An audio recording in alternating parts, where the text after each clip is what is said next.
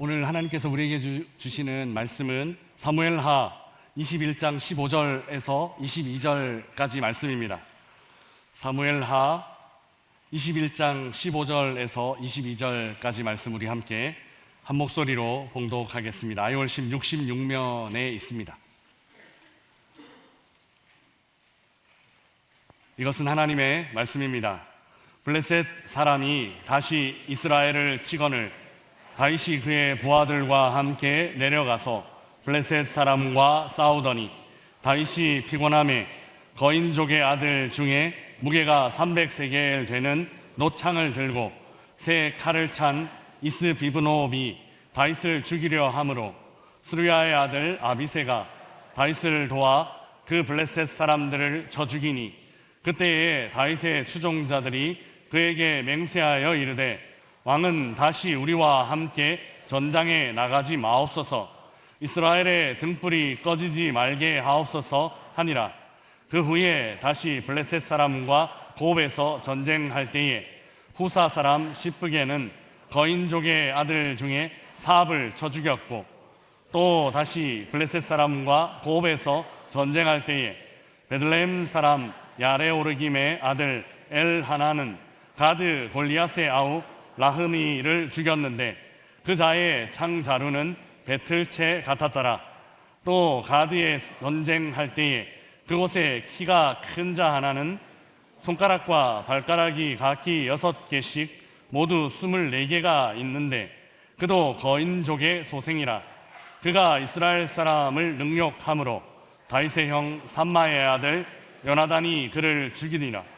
이 네 사람 가드의 거인족의 소생이 다윗의 손과 그의 부하들의 손에 다 넘어졌더라. 아멘. 유익한 피로라는 제목으로 말씀을 나누겠습니다. 요즘 현대인들이 가장 많이 하는 말 어떤 게 있을까요? 제 생각에는 힘들어 혹은 피곤해 이런 말 아닐까 싶습니다. 출근 시간 지하철 속 직장인들의 표정이나 등교하는 우리 청소년 아이들의 표정을 보면 말로 하지 않아도 그 진한 피로감이 느껴지는 것 같습니다. 출근하면서 이미 얼굴에는 퇴근하고 싶다 이런 표현을 하고 있는 듯 보입니다. 지난 한 주간 돌아보면 우리는 어떻습니까? 우리도 그런 말 자주 하며 살지는 않았습니까? 늘 피곤을 달고 사는 사람들, 특히 한국 사회는 더 많이 피곤한 사회라고들 말하곤 합니다. 그 대표적인 예가 커피공화국이라는 말인데요. 더 심하게는 카페인 공화국이라는 별명으로 불려지기도 합니다. 우리나라 사람들의 커피 소비량이 전 세계 평균보다 2배에서 3배 많다고 알려져 있고, 또 연간 한 사람이 마시는 커피가 약 400잔 정도 된다고 합니다. 저도 여기 크게 동참하고 있는 것 같습니다. 요즘 우모와 커피가 너무 맛있어 갖고 제가 하루에 꼭 2잔 정도는 마시고 있습니다. 커피 공화국, 또 카페인 공화국 이런 말은 우리 사회가 가진 피곤, 그리고 현대인들의 피곤함을 그대로 반영하는 것 같습니다. 쉼을 통해 피곤을 해소하는 것 아니라 그런 여건 되지 못하니 카페인을 섭취해서라도 그 피곤을 잊게 만드는 사회, 이미 우리는 이렇게 피곤을 대하는 삶의 방식에 너무너무 익숙해져 있습니다. 사람들은 왜 피곤하게 될까? 어떤 분이 이런 책을 썼습니다. 피로사회라는 책인데요. 이 책을 쓰신 분은 한병철이라는 한국 분이신데 특이하게도 독일 국적을 갖고 있습니다. 한국에서 태어나 고대 공대를 졸업하셨고 독일 유학을 가셔서는 철학을 공부하셨습니다. 독일에 교수로 재직하시면서 이 책을 쓰셨고 이 책 때문에 독일에서 굉장히 유명해지셔서 제가 유학하는 시절에도 독일 주요 신문들에 이분에 대한 기사가 실리곤 했습니다. 한국 사람이 신문에 나오니까 저는 거짓말 같았고 믿겨지지 않을 정도였습니다. 간략하게 이 책을 소개해드리면, 먼저 저자는 이 책에서 이전 시대와 지금 시대의 차이를 이렇게 구분합니다.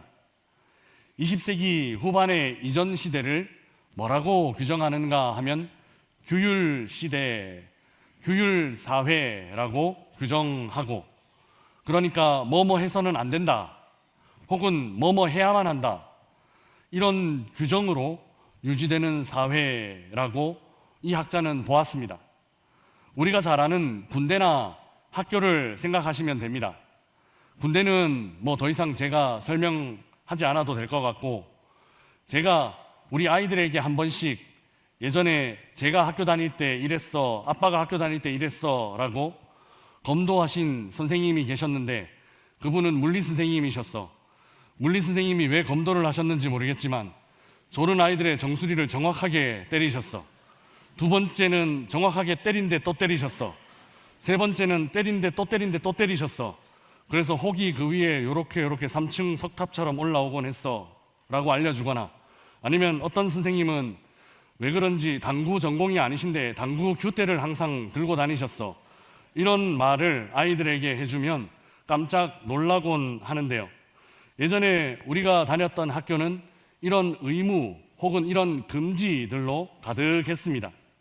이 시대의 사람들 어떻게 살았는가 하면 그 통제에 순응하거나 아니면 저항하는 방식으로 단순히 그렇게 살아갔습니다. 이와는 달리 한병철 교수는 21세기 지금 사회를 무슨 사회라고 부르는가 하면 성과 사회라고 부릅니다. 규율이 사람을 통제하는 것이 아니라 성과가 사람을 통제한다라는 것입니다. 현대인들은 성공을 위해 자기 나름의 목표를 정하고 도전하는 삶을 삽니다. 그러다 보니 그 목표가 자기 스스로를 통제하게 되는 것입니다. 이런 사람들이 주로 하는 말은 무엇인고 하니 나는 할 수 있어, 이런 말이랍니다. 때로는 잠 좀 덜 자고, 또 때로는 어떤 견디기 힘든 상황을 참고 인내하고 버티며, 사람들은 자기가 세운 목표 이루기 위해 스스로에게 채찍질하고 스스로를 엄하게 다그칩니다. 나는 할 수 있어, 이는 분명 긍정의 메시지로 분명 자기 자신을 발전시키는 원동력이 되지만, 다른 측면에서 자기 자신을 끊임없이 몰아세우게 만듭니다. 그래서 나중에는 나는 할 수 있어 이 말이 어떻게 바뀌는가 하면 나는 해야만 해, 이렇게 바뀌곤 한답니다. 성공과 성취를 위해서 자기 자신에게 채찍질하는 이런 결과를 낳게 된다라는 것이죠. 여기서 현대인들은 피로를 느낍니다. 그리고 경우에 따라서 우울증이나 번아웃을 경험하기도 합니다. 피로 사회는 아무것도 할 수 없다는 무력감의 피로가 아니라 모든 것을 할 수 있다는 강박이 만든 피로다. 그 책의 저자는 그렇게 오늘날의 피로를 정의하고 있습니다. 그런데 여러분, 바로 이 지점에서 우리는 이 피로를 다시 생각해 보아야 합니다. 피로가 꼭 나쁜 것인가? 피로를 느끼는 것은 꼭 피해야만 하는 것인가 하는 질문입니다. 우리는 피로한 느낌을 카페인 그리고 피로회복제 등으로 잊으려 하지만, 만약 피로를 느끼지 못한다면 우리에게는 어떤 일이 일어날까요? 피로를 느끼지 못하면 아마 진짜 문제가 발생하고 말 겁니다. 몸에 큰 병이 나든지 아니면 마음에 심각한 병이 생길 것입니다. 피로를 느끼기 때문에 우리는 쉬어야 될까? 이제 좀 쉬어야 할까? 생각을 하기도 하고, 또 고단함을 느끼기 때문에 인생을 꼭 이렇게 살아야 하는가? 돌아보게 되기도 한다라는 것입니다. 오늘 본문에도 피곤에 지친 한 사람이 등장합니다. 그는 다윗입니다. 다윗은 전쟁에 참여했습니다. 그리고 그 전쟁에서 죽을 뻔한 위기를 겪었습니다. 그 죽을 뻔한 이유 무엇 때문이었나? 다름 아닌 피곤, 피로 때문이었습니다. 그런데 그 피곤 꼭 나쁜 일인가? 다윗의 이야기 안에서도 꼭 그런 것은 아닙니다. 만약 피곤하지 않았더라면 아마 다윗은 더 좋은 것, 더 깊은 영적인 것 경험하지 못했을 것이기 때문입니다. 먼저 오늘 본문 15절, 16절 말씀 우리 함께 읽어보겠습니다. 같이 읽겠습니다. 블레셋 사람이 다시 이스라엘을 치거늘 다윗이 그의 부하들과 함께 내려가서 블레셋 사람과 싸우더니 다윗이 피곤함에 거인족의 아들 중에 무게가 300세겔 되는 노창을 들고 세 칼을 찬 이스비브노업이 다윗을 죽이려 함으로. 아멘. 블레셋이 쳐들어왔고 다윗은 부하들과 함께 싸우러 나갔습니다. 싸우는 동안 다윗은 지쳤습니다. 성경은 다윗이 피곤하게 되었다라고 말하고 있습니다. 그러나 이 피곤은 단순한 지침 혹은 단순한 힘겨움으로 끝나지 않습니다. 이 피곤은 다윗에게 생명의 위협이 되었습니다. 이스비브노업이라는 장수가 지친 다윗을 죽이려 했기 때문입니다. 그는 거인족의 아들 중 하나라고 소개되어 있고 300세겔 되는 노창과 세 칼을 가진 사람이다라고 기록되어 있습니다. 다행히 다윗은 위기에서 벗어납니다. 우리 17절 말씀 우리 함께 읽어보겠습니다. 같이 읽겠습니다. 수리아의 아들 아비새가 다윗을 도와 그 블레셋 사람을 쳐 죽이니 그때에 다윗의 추종자들이 그에게 맹세하여 이르되 왕은 다시 우리와 함께 전장에 나가지 마옵소서, 이스라엘의 등불이 꺼지지 말게 하옵소서 하니라. 아멘. 지친 다윗, 위기의 다윗 옆에 누가 있었나 하면 동역자가 있었습니다. 수르야의 아들 아비새가 다윗을 도와 그 블레셋 거인들을 물리쳤습니다. 그리고 다윗의 다른 사람들이, 다윗의 추종자라고 기록되어 있는 사람들이 다윗의 생명을 보호하고 있습니다.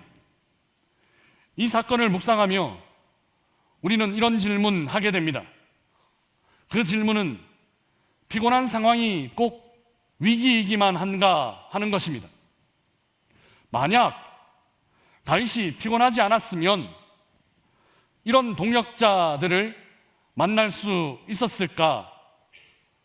이렇게 목숨을 걸고 도우려는 좋은 사람들이 지금 나와 함께 있구나 하는 것을 다윗은 만약 피곤하지 않았다면 깨달을 수 있었을까? 우리는 질문하게 됩니다. 그리고 우리는 이렇게 대답하게 됩니다. 피곤했기 때문에 도움받을 수 있었다라고요. 그리고 피곤했기 때문에, 바로 그 피곤 때문에 동역자의 헌신적인 사랑을 느낄 수 있게 되었다라고요. 사람들은 피곤을 피해야 하는 것이라고 생각합니다. 그런데 그 피곤 때문에 오늘 본문에 어떤 일이 일어났는가 하면 다윗은 자신의 동역자들이 이렇게 자신을 사랑하고 있구나 하는 것을 깨닫게 됩니다. 그리고 그 피로 때문에 다윗은 자신이 속한 공동체가 이렇게 아름답구나 하는 것을 느끼게 됩니다. 지친 다윗 위에 기꺼이 목숨 걸고 달려와 준 동역자, 지친 다윗에게 전쟁과 같은 험한 일은 우리가 할 테니 왕은 그저 반짝반짝 빛나는 곳에 계십시오, 충성심을 보여주는 동역자, 모두 지쳤기 때문에 발견했고 모두 피곤했기 때문에 만나게 된 것입니다. 사랑하는 여러분, 우리 명선의 공동체가 이런 공동체 되길 주님의 이름으로 축복합니다. 교회 밖에서 지친 이들이 들어와 쉴 수 있는 곳, 교회 사역을 열심히 감당하다 탈진한 이들이 서로 도우며 다시 새 힘을 얻는 곳, 서로 사람들의 눈에 띄는 일만 하려는 것 아니라 위험한 전쟁터는 내가 지킬 터이니 편하고 쉬운 일은 당신이 감당하소서, 이렇게 말하며 서로 격려할 수 있는 곳, 저는 우리 공동체가 이런 공동체, 더욱 이런 공동체 되었으면 좋겠습니다. 보통 사람들은 지치지 않으려 합니다. 교회에 너무 깊이 들어오면 이런 피곤한 일 겪을 수밖에 없다 말합니다. 그러나 정작 교회 공동체 안에서 지쳐보면, 교회 공동체 안에서 정작 탈진해보면 우리는 분명 이렇게 깨닫게 될 것입니다. 우리 공동체가 이렇게 아름답구나 라고요. 서로 짐지려 하고 서로 험한 일 감당하려 하는 나를 사랑하는 동역자와 공동체의 아름다움을 열심히 사역하다 지쳐 힘들어 보면, 다윗처럼 피곤해 보면 그때 분명히 발견하게 될 것입니다. 그래서 저는 늘 이렇게 말합니다. 번아웃 없는 교회, 좋은 공동체, 좋은 교회 아니라고요. 탈진 없는 교회, 좋은 교회 아니다라는 겁니다. 열정 없는 사람은 절대로 번아웃 되지 않습니다. 열심 없는 사람은 절대로 탈진되는 일 없습니다. 좋은 교회는 기꺼이 번아웃되는 열정 있는 사람들이 모인 교회입니다. 좋은 교회는 자원에서 탈진하는 열심 있는 사람들이 점점 늘어나는 교회입니다. 그 번아웃의 자리에서 아비새와 같은 동역자를 만나는 교회, 그리고 서로 아비새가 되어주는 교회, 그런 교회가 좋은 교회입니다. 또한 그 탈진의 자리에서 다윗의 사람들 같은 동역자들, 다윗의 추종자들 같은 동역자들을 만나는 교회, 그리고 서로 다윗의 추종자들 같은 사람이 되어주려 하는 교회, 그 교회가 진짜 좋은 교회입니다. 번아웃 되면 이런 사람들이 내 옆에 있었구나 하는 것을 알게 되실 겁니다. 탈진하면 내가 이런 사람들과 함께 있었구나 하는 것을 깨닫게 되실 겁니다. 우리 명선의 공동체는 이런 공동체입니다. 이런 복을 누리며 함께 이 공동체를 세우는 삶을 살아가길 주님의 이름으로 축복합니다. 사랑하는 명선의 가족 여러분, 사람들은 피곤을 꼭 피해야 하는 것이라고 생각합니다. 그래서 커피를 마시고 피로회복제를 먹으며 피로를 억제하려 합니다. 그러나 피곤은 꼭 나쁜 것 아닙니다. 이렇게 피곤했기 때문에 깨닫게 되는 것들이 있습니다. 다윗은 피곤했기 때문에 동역자들의 도움을 얻을 수 있었습니다. 그래서 다윗의 지침, 피곤의 순간은 바로 동역자들의 도움의 순간이었습니다. 그런데 여기 이 본문 안에서 더 중요한 것이 하나 더 있습니다. 그것은 사람 동역자 아니라 하나님 동역자, 우리의 동역자이신 하나님입니다. 피곤의 순간, 지친 상황에서 만나게 되는 것, 깨닫게 되는 것은 하나님의 함께 하심입니다. 사실 우리 하나님은 늘 우리와 함께 하시지만 지치지 않고 피곤하지 않을 때에는 하나님께서 함께 하심을 우리는 늘 피부로 느끼지는 못합니다. 공기가 늘 여기 있지만 그 공기가 소중하다는 것을 깨닫지 못하며 살아가듯 내일부터 사택 엘리베이터 공사를 하는데 그동안 엘리베이터의 소중함을 그렇게 느끼지는 못했지만 아마 내일부터 여기에 엘리베이터가 있었구나 하는 걸 절실히 느끼게 되지 않을까 싶습니다. 그런 것처럼 피곤과 지침은 소중한 것을 깨닫게 하는 순간, 소중한 것을 깨닫게 하는 수단입니다.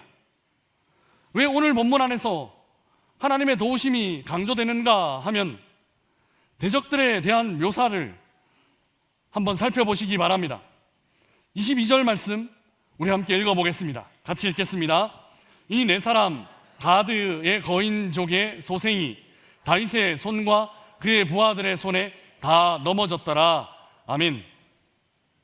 이스라엘의 대적은 단순한 적들이 아니었습니다. 성경은 그들을 거인족으로 묘사하고 있습니다. 실제로 그들은 키가 컸고 힘이 센 사람들입니다. 그러나 그들의 강력함은 이 피지컬, 그러니까 육적인 조건만이 아니었습니다. 블레셋은 이스라엘보다 훨씬 더 앞선 문화를 가진 나라였습니다. 철을 다루는 사람, 철로 무기를 만드는 사람이 아직 이스라엘에는 없을 때 이미 블레셋에는 철을 다루는 철공이 있었습니다. 블레셋은 이처럼 훨씬 더 선진화된 무기를 갖고 있었습니다. 거인족이라는 말, 그리고 각종 무기들의 언급은 이스라엘과 블레셋의 싸움이 이런 상대도 되지 않는 싸움이라는 것을 암시하고 있습니다. 그런데 이 싸움에서 누가 이겼는가 하는 것입니다. 이 상대도 되지 않는 싸움에서 항상 매번 이스라엘이 이깁니다. 이 승리는 사람의 힘으로 이긴 것 아닙니다. 이 승리는 하나님께서 개입하셨기 때문에, 이 승리는 하나님께서 대신 싸워주셨기 때문에 이긴 승리입니다. 그래서 지친 다윗은 또 한 분의 동역자를 그 피곤한 가운데 만납니다. 피곤한 다윗이 만난 또 다른 동역자는 바로 우리 하나님이십니다. 우리 하나님은 이길 수 없는 전쟁을 이기게 하셨습니다. 몸집의 크기도, 무기의 현대화도, 피곤하고 지친 체력으로도 이 전쟁은 그 어느 것으로도 이스라엘에게 유리하지 않은, 이스라엘이 도저히 이길 수 없는 전쟁이었습니다. 그러나 오직 우리 하나님 이스라엘과 함께 하셨기 때문에 이스라엘은 이길 수 있었습니다. 그리고 늘 이겼습니다. 피곤은 이런 하나님의 도우심을 깨닫게 만듭니다. 지침이 이런 하나님이 함께 하심을 다시 느끼게 한다라는 것입니다. 그래서 피곤과 지침은 하나님의 도우심, 하나님의 함께 하심을 깨닫게 하는 수단입니다. 지치지 않았으면 내 힘으로 하려고 했을 것입니다. 피곤하지 않았으면 내 능력으로 할 수 있다, 교만에 빠졌을 것입니다.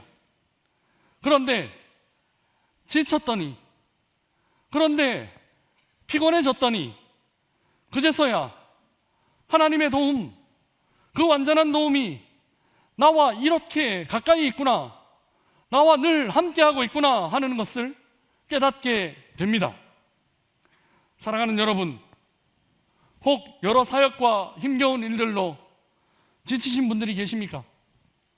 혹 계속되는 다툼과 분쟁으로 피곤하신 분들 계십니까? 이때가 바로 동역자를 만날 때입니다.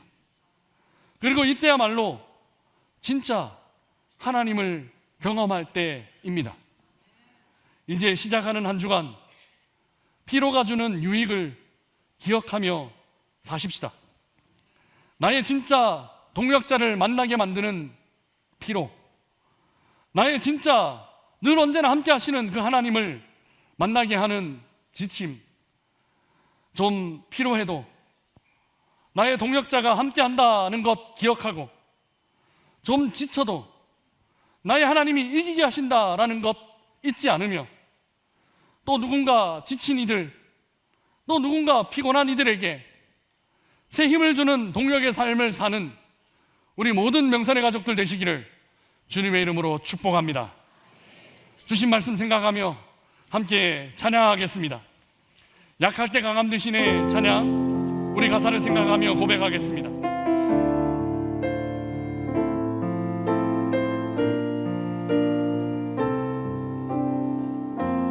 약할 때 강함 되시네,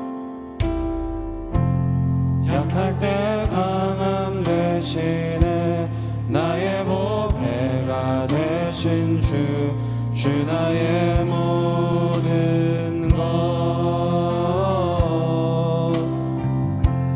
주 안에 있는 보물을 나는 포기할 수 없네, 주 나의 모든 것. 십자가 죄 사하셨네, 십자가 죄 사하셨네, 주님의 이름 찬양해, 주 나의 모든 것. 쓰러진 나를 세우고 나의 빈잔을 채우네, 주 나의 모든 것. 예수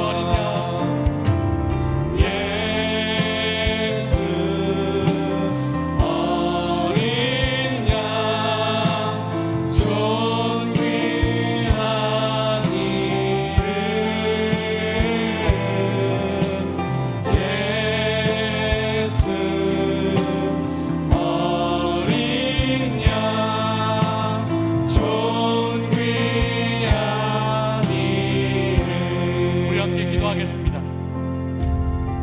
삶이 참 고되다 느끼십니까?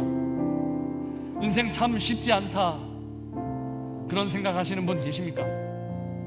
지금이 이 아름다운 공동체를 경험할 때입니다. 그리고 지금이 우리와 늘 함께 하셨던 그 하나님 다시 깊이 느낄 때입니다. 우리 주님은 쓰러진 나를 세우시고 나의 빈잔을 채워주실 것입니다. 이런 회복과 이런 승리, 이제 시작하는 한 주간 동안의 삶 가운데 살게 하여 주옵소서. 우리 함께 기도하며 나가겠습니다. 기도하겠습니다.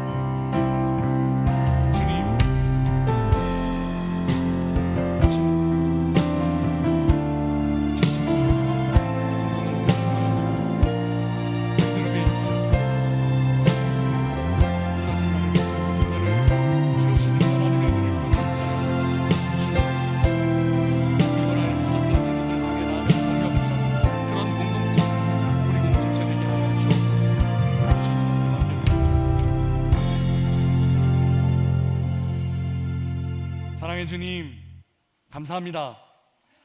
늘 피곤해하며 늘 지쳐있는 저희들이지만 피곤한 순간에 믿음의 동역자들 만나게 되고, 지친 순간에 하나님 늘 우리와 함께 하셨음을 깨닫게 되는 저희들 되게 하여 주옵소서. 우리는 우리의 능력, 우리의 힘으로 사는 사람들 아닙니다. 우리는 하나님의 도우심, 공동체 안에서의 위로와 격려로 사는 사람들입니다. 그 사랑이 우리 안에 늘 흘러넘쳐 우리의 공동체, 그런 공동체 되게 하여 주시고, 살아계신 하나님으로 인하여 이길 수 없는 상황에서도 늘 승리를 경험하는 저희들 모두가 되게 하여 주옵소서. 감사합니다. 우리 주님 예수 그리스도의 이름으로 기도드리옵나이다. 아멘.